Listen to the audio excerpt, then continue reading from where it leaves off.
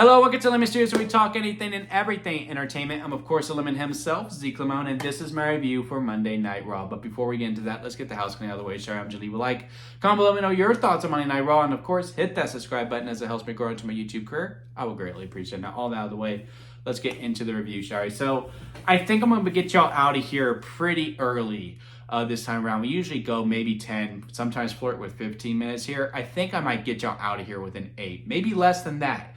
Because to be completely transparent with y'all, I wasn't the hugest fan of this episode of Monday Night Raw. I just feel like WWE has kind of lost their way a little bit. I mean, that's a little harsh. I mean, the quality is still very good. Like, I think the matches that we got before all the bullshit happens were very fun. I thought the tag match with Dominic and AJ, that was a lot of fun with El Grande and Dragon Lee.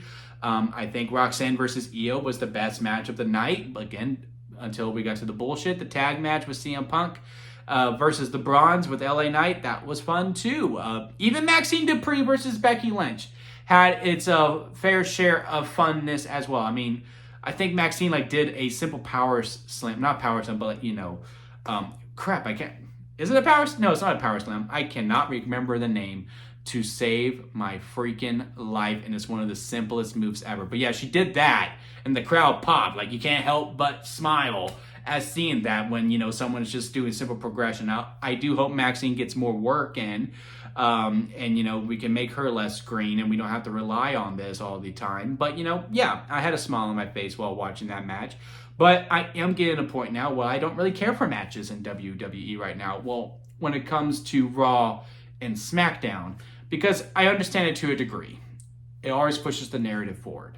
It does.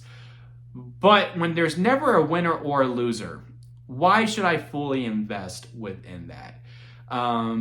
Because if you even go back to last week's SmackDown episode, this past Friday, and then you just do all the matches from that into this, I honestly think the only match that had a clean finish was Maxine versus Becky Lynch. All the other matches, someone has run in. Oh, there was a DQ. Oh, someone cheated to get the win.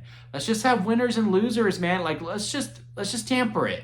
Let's just take a break on it for at least a month, and then, limit yourself to one per week. You know what I mean? I would say one per show, but, it's so redundant right now.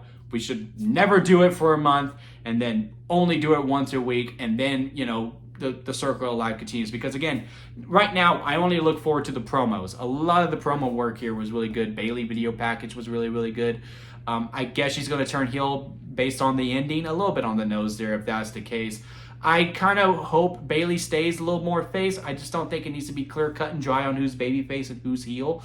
Lyra's promo afterwards, trying to be like, oh, I didn't mean, no, that's not because of me, that's not because of me. I think a simple, I don't care.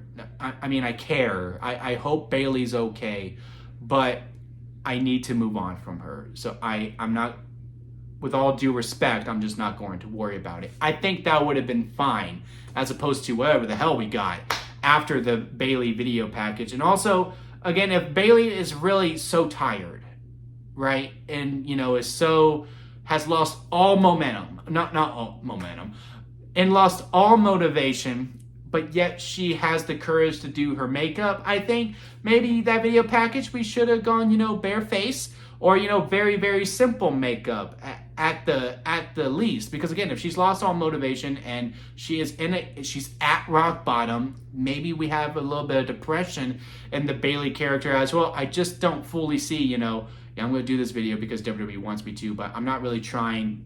Therefore, I'm not going to try with my makeup either.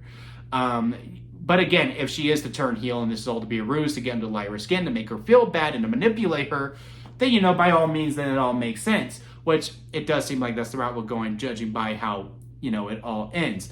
But again, that part to me was the best. Those were the things I was looking forward to the most. But again, the Lyra rebuttal.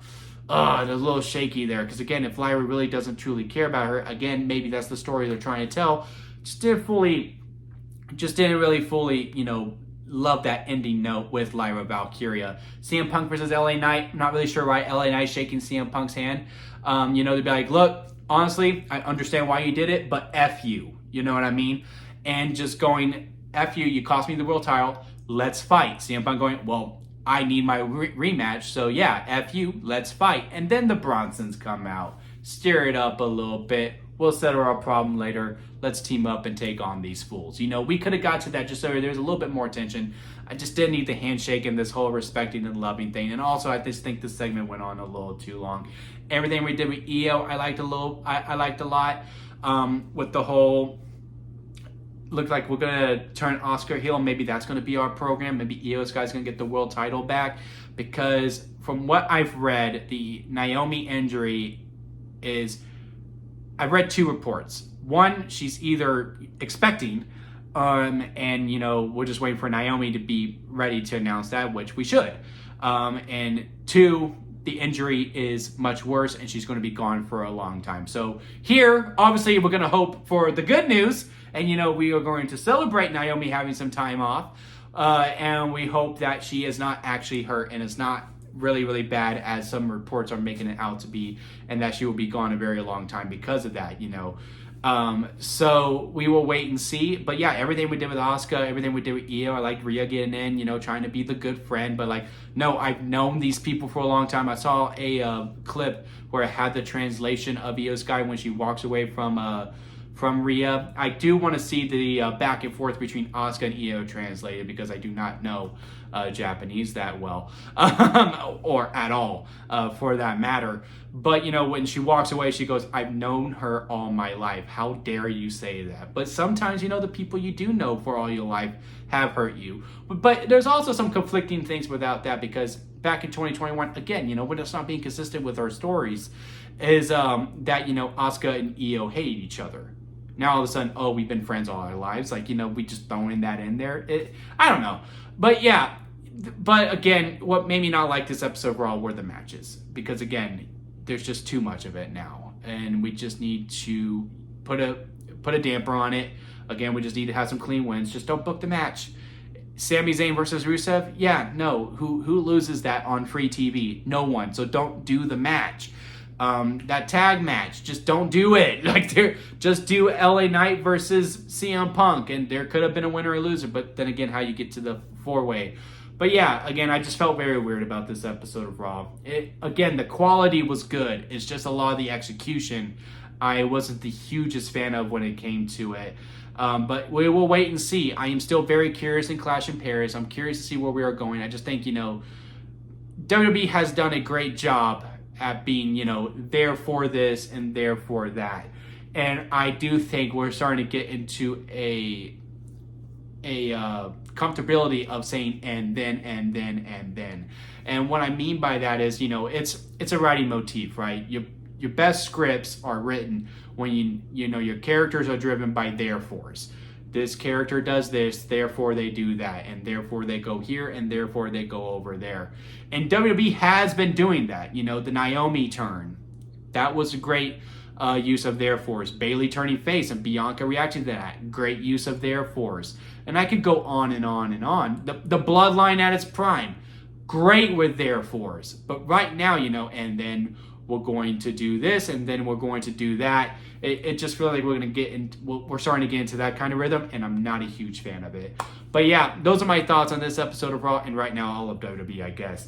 But leave a like if you made it this far with the interview. I do greatly appreciate it. Comment below, let me know your thoughts on it. If you liked it, please, you know, give me some hope.